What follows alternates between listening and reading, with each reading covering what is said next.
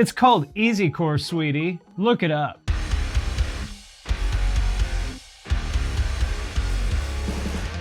What's up, everybody? I'm Finn McKenty. This is the Punk Rock MBA, and today we are here to talk about Saint Anger. Well, kind of, not literally, but metaphorically, where Saint Anger represents that one album in a legendary, pretty much universally loved band's catalog that, well, the fans just did not like.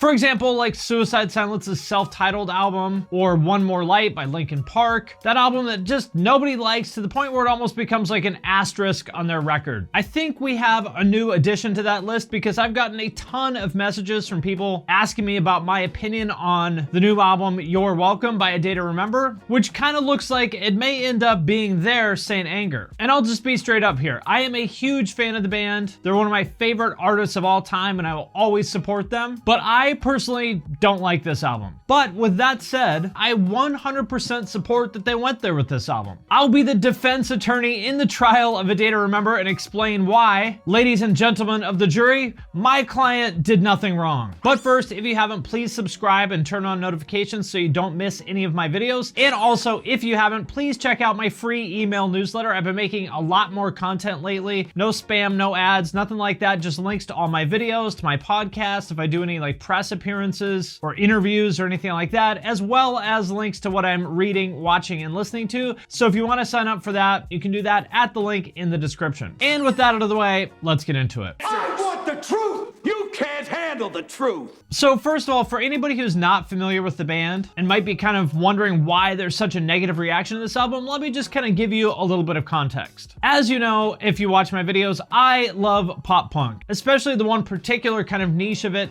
pop punk with breakdowns. And the biggest, and in my opinion, best band in that genre is, without a doubt, A Day to Remember, who really put that style on the map back in 2009 with their album Homesick, which is easily in my top 10 favorite albums of all time. That one really proved that you could have this combination of like big pop punk hooks and choruses, but tuned to drop B.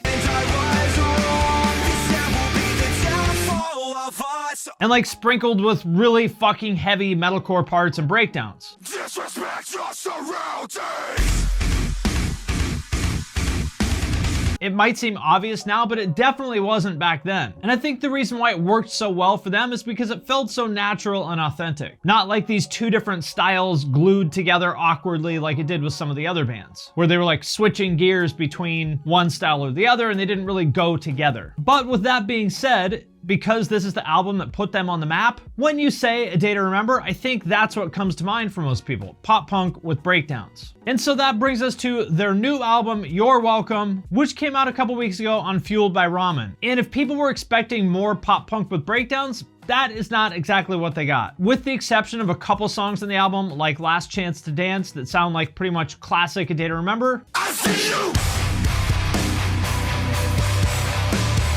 This album is less pop punk with breakdowns than it is just like light rock.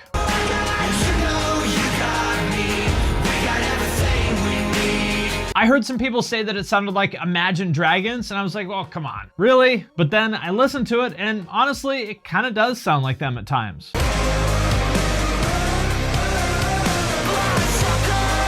And the fan reaction has been pretty much what you would expect. People are not liking it. With all due respect to them, I did have to laugh at a couple of these because I think they kind of hit on something. This sounds like a background song to a Dude Perfect trick shot video. I knew it was going to be rough when the beginning sounded like an underwear commercial. But all joking aside, I think the root cause here is really a case of misaligned expectations. If Imagine Dragons put this same album out, A Day to Remember fans would be like, hang on a minute, that new Imagine Dragons album was actually pretty fucking good. And this is the part where I have to come to their defense, even though, like I said, I personally don't like the album. So, ladies and gentlemen of the jury, let me present the charges against my clients. I'd like an answer to the question, Judge. The court will wait for an answer. I think this comment from Reddit kind of sums it up well. They wrote this with a specific audience in mind. Pop music and pop country has almost total dominance. They are easy to please. Keep the pop punk sound and throw on a few screams to spread the reach. I think the biggest thing for me is that it just feels forced. It doesn't feel like they wanted to make any of this. And then someone replies, that's Fueled by Ramen for you. Wait, what's that? Oh shit, it's the scene police. Drop the Schecter and put your hands over your head, scumbag. You're under arrest. The charge is selling out. And here's the part that I have a problem with. Let's say that's true. Let's say that they had a conversation as a band and they were like, you know what, guys? Let's just fucking go for it. Let's write a pop record. Let's see how fucking big we can make this. We've kind of gotten as big as we can in our scene. Let's see if we can take things to the next level. Let's do a fucking Imagine Dragons record and see what happens. And to be clear, I'm not saying that that's what they did or that that was their thinking here. I actually don't think it was, but just for the sake of argument, let's say that is what they were thinking. Let's say they did have that conversation. Is that so bad? Is there something inherently wrong with trying to just go for it and see how big you can go? I don't think that there is.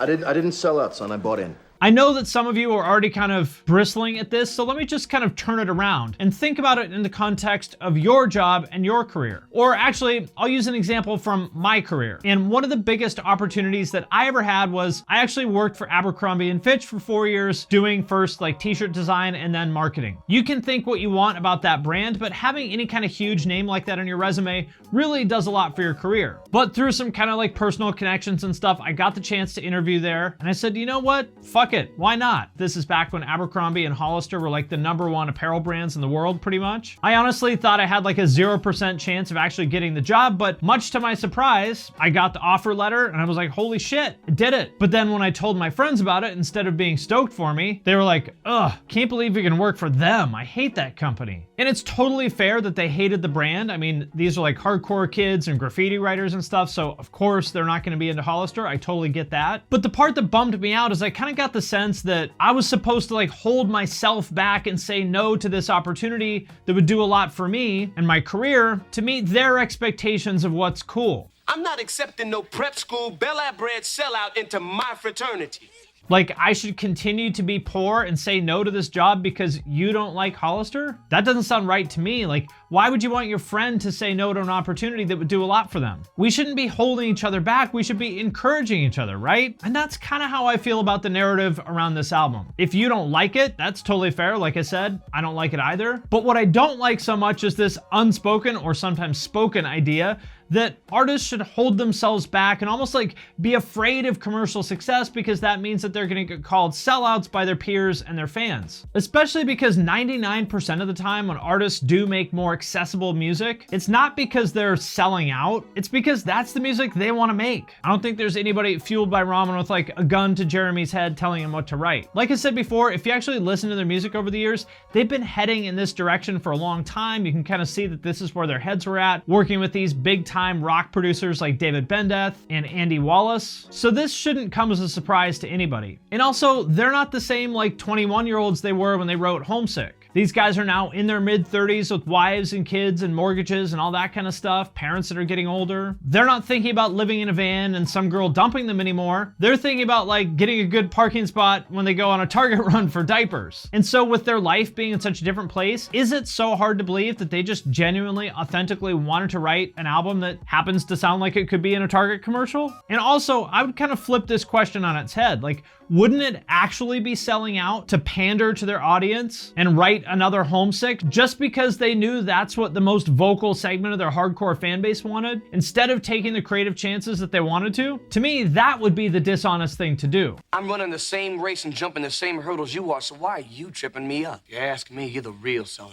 Which kind of brings up some larger questions about the fan-artist relationship and to what extent artists should feel like they have to do what the fans want and vice versa. And the reaction to this album really just kind of made me think about how much artists can feel boxed in by what their fans want. Like if you read the Kerrang interview that Jeremy did breaking down this album, you get the sense that he kind of knew there would be a backlash. And yes, he was prepared for it, but still, like who wants that? It doesn't feel good when you're creating to the whole time be wondering like, are people gonna hate this? Like I remember a couple years ago when Issues put out this song, Flexin'.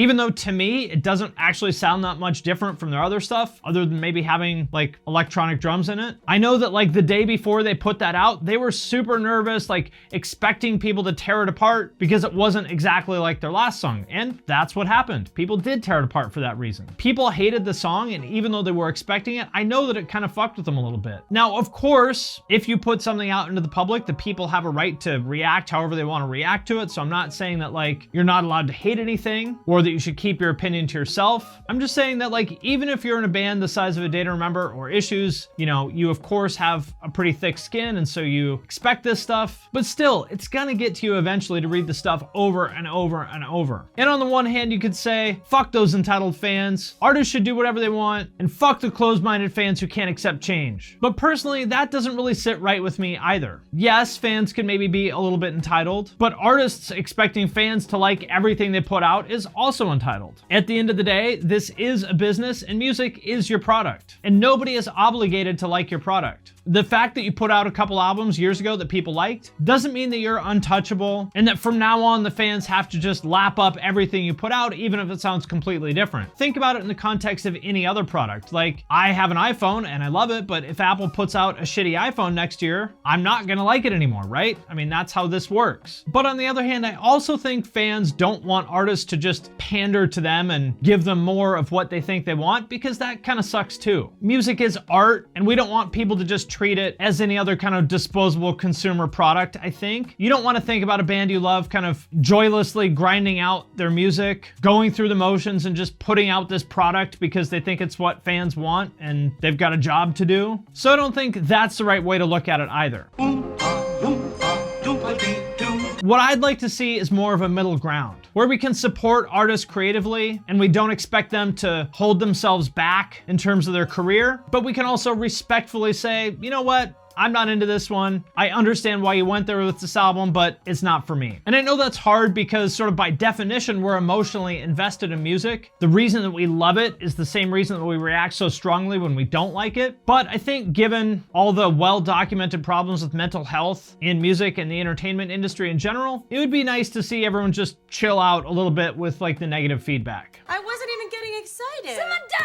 And lastly, that brings up the question of what's next for A Day to Remember? Where do they go from here after their Saint Anger? What I kind of wonder is, it almost seems like this is something that certain artists need to get out of their system. They need to make the Saint Anger or like the commercial sellout album just to say to themselves, we did it. So they don't have to go the rest of their lives asking the question of, you know, what if? What if we did do that? What would have happened? Would we have been the next Metallica? And unless you literally are Metallica with the Black Album, the answer to that question is always no. You're not going to be the next Metallica. And I think 9 times out of 10, they end up kind of going back to their roots. I think not so much because they want to please the fans and they're going back with their tail between their legs like, okay guys, we'll do what you want now. I think it's more like they got it out of their system and now they can go back to doing what they do. A good example of that to me is of Mice and Men. They did the Radio Rock thing for a bit, I think, just to kind of answer that question of like, shit, how big can we take this? Like, where can we go with this? And they went pretty far. They went to like number 4 on Billboard, I think. They played with like Linkin Park and Korn and stuff, all these huge festivals everywhere. So they definitely had some success with it. And I think kind of answered that question for themselves of like, how far can we take this thing? And then they kind of decided, you know what? We really just want to play metalcore. And they went back to that and are making what I would say is the best music of their career.